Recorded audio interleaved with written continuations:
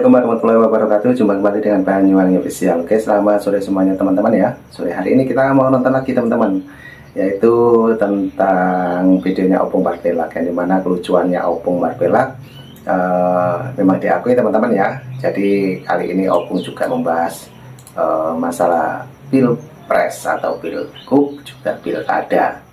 Nah, untuk videonya Opung sudah siap, mari kita dengarkan wajahnya Opung Marvelak dan ambil hikmahnya teman-teman. Oke, lanjut untuk videonya Opung kita play. Kalian tahu kalau sebentar lagi kita nggak bisa milih gubernur? Dan kalian juga tahu kalau sebentar lagi kita nggak bisa milih bupati? Tahu enggak? Siapa yang milih, Bung? Sebentar lagi yang milih DPR.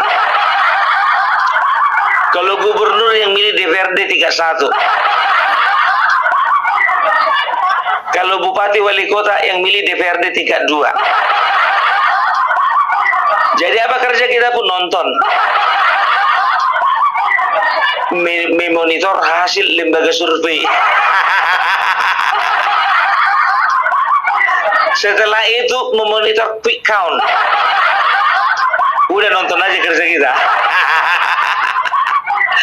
Makanya ya kan, mulai sekarang mulailah kalian belajar untuk memilih anggota dewan yang punya otak.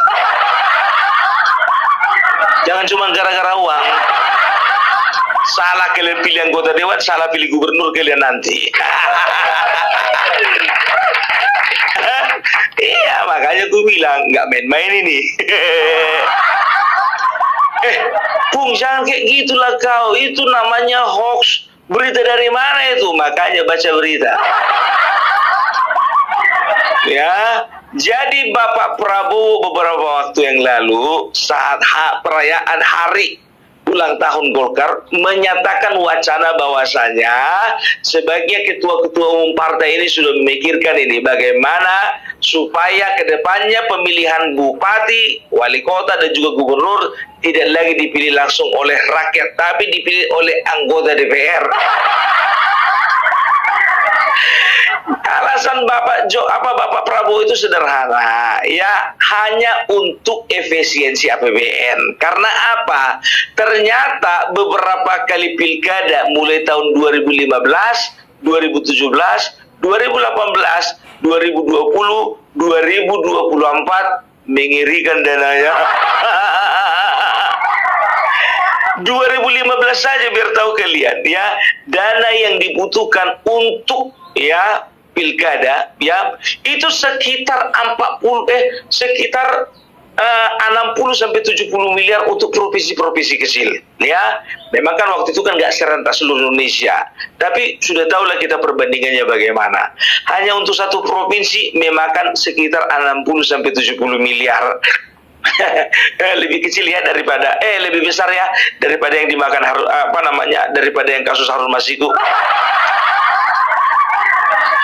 Ya, itu 2015. Nah, 2017 ya, nggak tahu aku, entah karena memang provinsinya lebih banyak dilakukan pilkada, naik dia, melonjak dia jadi 4,2 triliun ya. 4,2 triliun lebih kecil lah dari Harvey Muiz.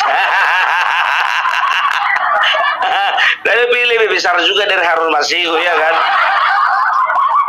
Itu pendapat sebelah sana bukan sebelah sini. Nah, 2018 tahu kalian ya, 2018 nggak tahu aku karena memang lebih banyak lagi ya provinsi yang mengadakan waktu itu. 2018 itu pilkada itu menghabiskan dana 18,5 miliar. Bayangkan loncat berapa kali lipat itu. 4,2 ke 18,5 ya, kalau dihitung-hitung 4,5 kali lipat daripada sebelumnya. Itu 2018. Nah, masuk ke 2020 ya, dana APBN yang diserap untuk pilkada saja itu sekitar 20 triliun. Lebih tepatnya 20,4 triliun, naik sekitar 2 triliun. Padahal waktu itu bukannya bilang apa ya, waktu itu lagi ada masa-masa pandemi itu ya kan, dengan alasan katanya untuk biaya kayak seperti masker dan juga apa namanya hand sanitizer, langsung segitu rupanya banyaknya. Nah, ini sangat seru sekali teman-teman. Jadi Opung Bartela membahas tentang pilgub, pilkada ataupun pilihan yang tahun-tahun yang lalu teman-teman ya. Dan dia masih ingat sekali. Oke, kita teruskan lagi Opung Bartela. Ya, itu di tahun 2020. Masuk 2024 kemarin biar tahu film berapa dananya. Dana yang dihabiskan adalah sekitar 38,2 triliun. 38,2 triliun, Bo. Enggak duit itu. Bayangkan kalian, 38,2 triliun ya, 5 kali pilkada selesai itu kasus BLBI.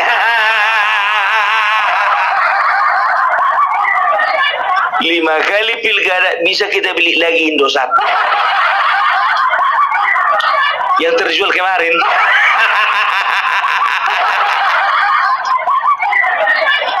Jadi sejarahnya pilkada langsung ini, ya kan pada masa zaman Megawati, pilkada langsung milik presiden. Nah, pilkada langsung untuk memilih kepala daerah, ya itu zamannya SBY 2005, ya. Jadi 2005, iya 2005 kalau nggak salah, ya baru kita bisa memilih. Ya, nah tahu nggak kalian? Jujur aja lah aku bilang, kalau bicara tentang pilkada pemilihan dipilih oleh DPR ini menuai pro dan kontra. Kalau aku jujur kontra. Jadi masyarakat itu hak pilihnya itu sudah dikibiri. Ya kan? Kami kepinginnya yang ini, rupanya yang terpilih yang itu. Jadi ada sebetulnya kelebihan dan kelemahan. Sekarang kita cek dulu kelebihannya. Untuk kelebihannya saja biar tahu kalian ya. Yang pertama, untuk pilkada yang dilakukan oleh DPR, yang pertama sudah pasti lebih efisien ya, karena anggaran itu tidak perlu anggaran ya yang dibutuhkan untuk mengadakan pilkada itu seperti penyediaan logistik, distribusi, baru setelah itu merekrut orang-orang atau anggota-anggota di KPPS ya, penyelenggara pemilu lah ya, itu udah nggak ada lagi. Jadi bisa dikatakan lebih hemat lah, pasti sangat hemat ya. Setelah itu kelebihan berikutnya itu politik lebih stabil. Karena apa ya? Biasalah kalau masyarakat ini kan di sebelah sini milih yang sana, sebelah sini yang milih yang sana, sebelah sini yang milih yang sana, ada 3 calon. Ini biasanya itu menimbulkan apa ini? Menimbulkan masalah di tengah-tengah masyarakat. Dia kan udah tahu sendiri kalian di Tapanuli Tengah bagaimana. Iya di Tapanuli Tengah. Aku bilang sama kalian jujur aja, kalau sempat misalnya anggota DPRD yang memilih kemarin itu bupati nggak terpilih Masinton. Ya, tapi selamatlah bagi beliau. Jadi kabar-kabarnya kemarin ya kan, Opung Parbelak itu agak diapalah untuk masalah ini, tapi udah nanti aku ceritakan kapan-kapan ya. Ya, setelah itu ya polarisasi dan juga politisasi itu berkurang ya. Apa itu maksudnya polarisasi? Jadi akan ada kelompok-kelompok di dalam masyarakat gitu ya, sebagai pemilihnya Masinton, sebagai pemilihnya Kiri gitu. Ini betul-betul memang tegang gitu loh, tegang kayak di apa sana di Kabupaten Tapanuli Tengah. Begitu juga seperti yang ada di Indramayu ya, kalau nggak salah ya. Waktu itu anaknya Bapak Jenderal siapa itu, Dahi Bakhtiar melawan rakyat biasa. Ya, jadi itu tegang itu biar tahu kalian. Wah, pokoknya memang betul-betul kadang-kadang juga ada yang sampai memang melakukan tindakan-tindakan anarkis gitu loh ya. Jadi bisa dikatakan ya itu mengurangi ketegangan itu adalah salah satu kelebihannya. Baru kelebihan pertama ya, kelebihan berikutnya yang keempat sekarang ya. Jadi bisa lebih fokus kepada kompetensi bukan popularitas ya. Yang keempat itu lebih kepada kompetensi. Jadi kita akan melihat bagaimana seorang anggota dewan ya, mereka akan melihat mana-mana orang yang berprestasi gitu loh ya. Jadi kompetisinya itu seru gitu loh menurut mereka, bukan menurut kita.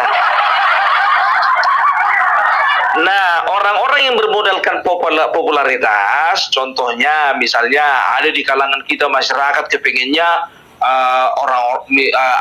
tokoh masyarakat gitu loh. Tapi kalau tokoh masyarakat misalnya menurut anggota dewan tidak punya kompetensi, ya walaupun 1000 kali dia tokoh masyarakat di cita masyarakat, ya kan. Tapi kalau nggak punya potensi, ya udah nggak bakalan terpilih kan begitu. Jadi bakalan fokus kepada potensi, bukan popularitas gitu. Memang agak-agak bahaya juga. Banyak kali sekarang, sorry ya, banyak kali sekarang artis-artis ya itu yang menjadi kepala daerah itu bukan karena kompetensi, tapi karena popularitas. Masih ingat kalian Vicky Prasetyo? Kabupaten Pemalang itu ya. Oh, menggebu-gebu orasi dia kan begitu, ya kan. Tapi bagi sebagian orang di sana untung aja gak terpilih. Tapi mengandalkan popularitas, aku juga gak sanksi kalau terpilih kawan ini. Udah kayak mana kompetensinya pikirku gitu kan. Setelah itu ada terjadi penguatan di DPRD. Ya, maksudnya apa? Jadi DPRD itu punya fungsi ya memang betul-betul lebih lebih besar lagi daripada yang sebelumnya. Ya kan, selama ini kan kalau semuanya yang milih rakyat, monitor rakyat, memprotes rakyat, apalagi kerja DPR. Jadi tambah banyak kerja DPR ini. Makanya nanti kalau sempat memang ini terjadi, jujur aku bilang, kalau gubernur kita bermasalah, jangan gubernurnya di demo, DPR-nya di demo. Nah, ini sangat lucu sekali teman-teman ya, karena memang seperti itu ya, karena untuk tahun-tahun ke depan mungkin pilihan ataupun pilkada, pemilu, pilpres itu memang kemungkinan besar mau diubah. Oke, kita dengarkan lagi celotehannya Opung Barbella. Oke, kita play lagi. Let's do. Ingat ya, aku dalam posisi kontra. Kalaupun memang betul-betul kejadian nanti, nah itulah yang terbaik bagi bangsa ini.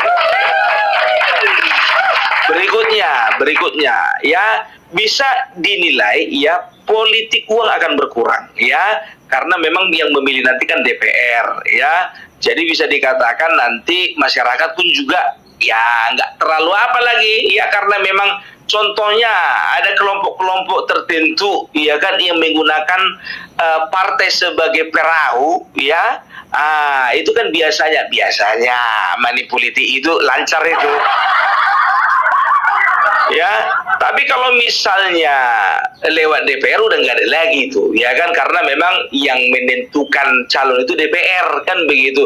Kalaupun ada money politik itu sedikit itu, karena apa? Belum tentu calon yang dipilih DPR itu ada banyak uangnya. Jadi money politik di kisaran masyarakat itu akan berkurang, tapi akan bertambah banyak di kalangan DPR.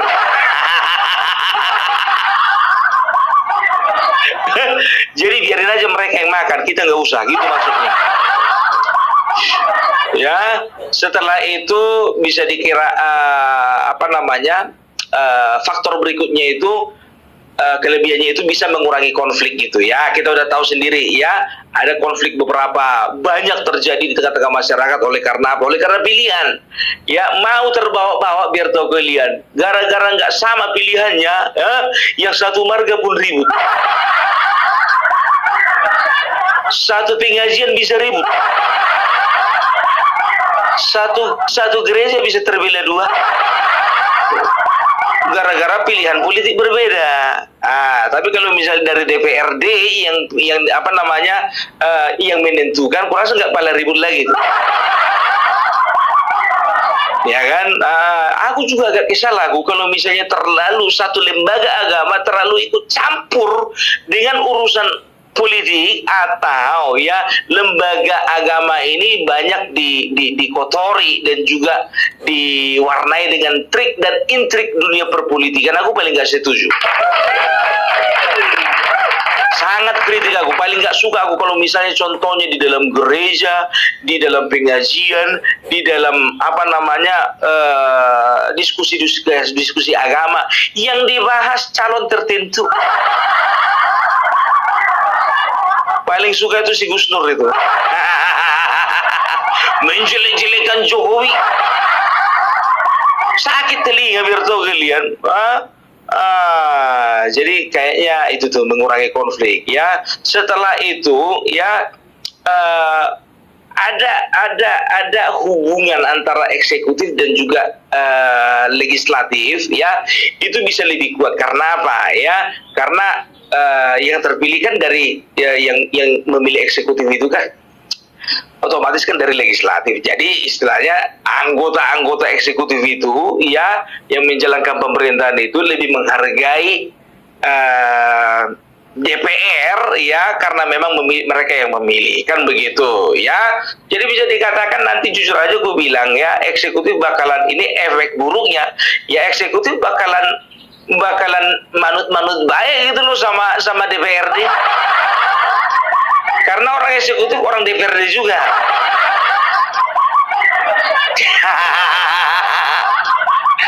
Aduh, itu kalau misalnya kelebihannya. Nah, sekarang kita masuk kekurangannya. Kekurangannya ini banyak kali. Banyak. Ya.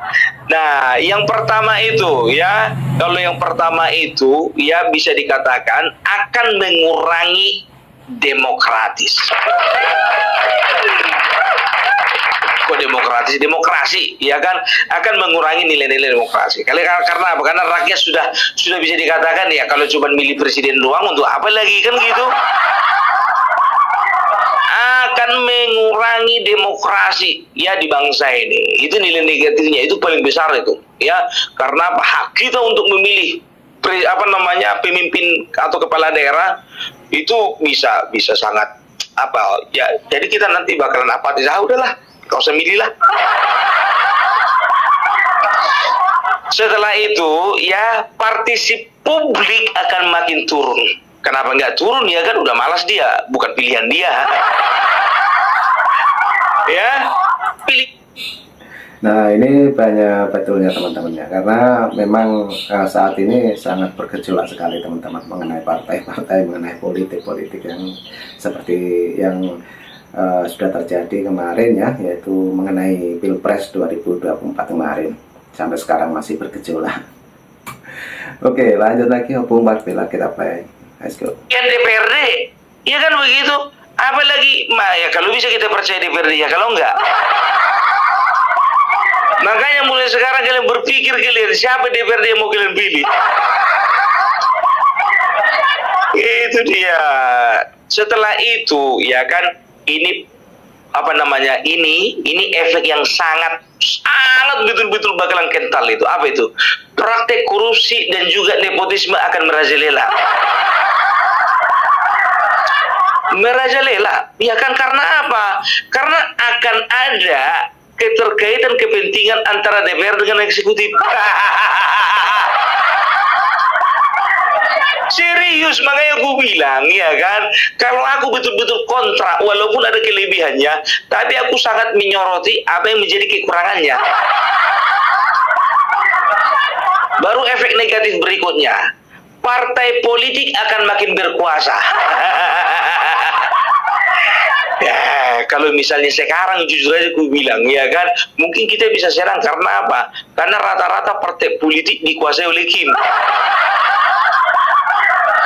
Nah, negatifnya untuk kedepannya mana tahu hati kita kembali lagi ke PDIP. Mana tahu mereka melakukan perbaikan dan juga melakukan satu langkah-langkah yang bisa menarik simpati masyarakat lagi. Kita kan nggak tahu kan. Ini tercekik, ini berkeliling, terhimpit. Maka parpol-parpol yang menjadi koalisi itu yang bakalan berkuasa. Yang berikutnya kelemahannya ya. Kelemahan berikutnya itu akan ada politik transaksional.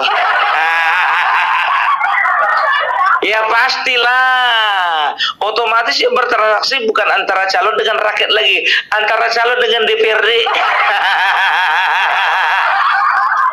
Ih, Bung, berarti kok nggak setuju sama Bapak yang dikatakan Bapak Prabowo? Kalau aku jujur aja, setiap wacana itu menimbulkan pro dan kontra, setuju dan tidak setuju. Aku termasuk salah seorang yang tidak setuju.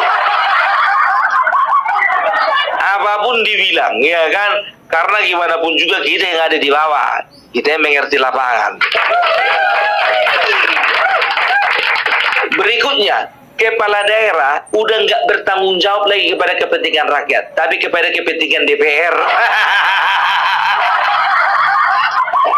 Iya betul, kepentingan DPR yang mereka fokuskan, nggak kepentingan rakyat lagi. Karena apa? Aku nggak punya tanggung jawab kepada rakyat, bukan mereka yang pilih saya. Walaupun yang DPR memilih saya, tapi kan mereka kan pilihnya DPR, bukan saya. Itu dia. Setelah itu, ya apalagi kepercayaan publik akan turun. Udah, publik nggak akan percaya lagi kepada politik, sama seperti waktu zaman dulu. Kan begitu, ya kan? Setelah itu kontrol publik akan berkurang. Jadi kita udah nggak bisa lagi mengontrol mereka lagi, ya kan?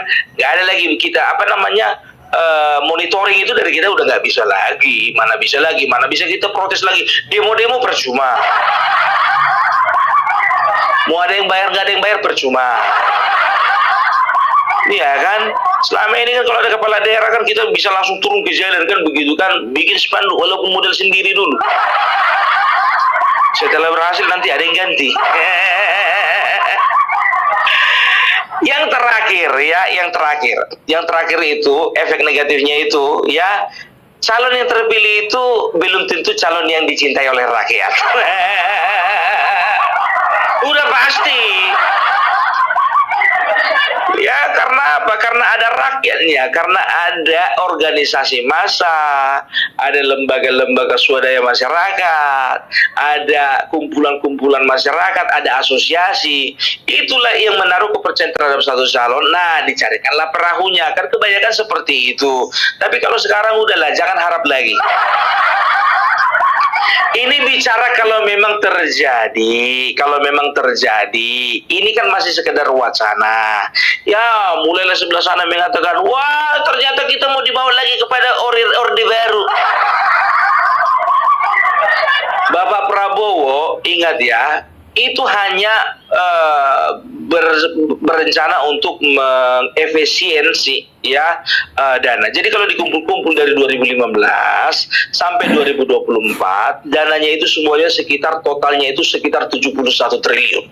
Itu bukan jumlah sedikit. Nah, sekarang program makan gratis, makan bergizi gratis ya, itu ternyata sama anggarannya ya dengan anggaran yang diserap oleh pilkada dalam 1 tahun. Ya, dalam beberapa kali ya, sekitar 271 triliun juga. 271, kok aku teringat sama si Harvey Muiz ya. 71 triliun. Jadi anggaran untuk pilkada tadi, ya menurut Bapak Prabowo, kenapa tidak dialihkan saja untuk program makan bergizi gratis, ya, yang lebih mengena sasaran kepada anak-anak, kan begitu. Ya, 1 tahun makan bergizi gratis, ya, itu sama dengan 71 triliun dananya. Dan 71 triliun itu juga didapat sama dengan beberapa kali pilkada gitu loh ya. Jadi ya kita lihat saja nanti ya, kalau memang kejadian ternyata ya itu sudah kesepakatan antara ketua-ketua umum parpol lainnya kan begitu, dan itu akan digodok di DPR ya. Jadi kita akan lihat bagaimana ke depannya. Kalau aku berbicara mudah-mudahan nggak jadi, Pak. Ya, itu dia. Oke, jadi itu dulu dari Opung Perbelak. Salam NKRI, NKRI harga mati. Oke, terima kasih Opung Perbelak atas wawasannya, juga pengalaman dan pengertiannya tentang Pilpres yang di tahun-tahun lalu ya. Untuk saya sendiri kayaknya sudah lupa tahun berapa yang waktu ada Pilpres. Kalau Opung masih hafal.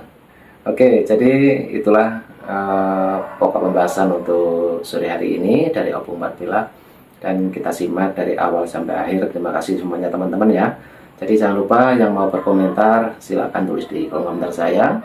Juga terima kasih semuanya, sehat selalu, salam buat keluarga, dan jangan lupa ambil hikmahnya. Terima kasih. Assalamualaikum warahmatullahi wabarakatuh. Sampai jumpa. Thank you. Bye bye.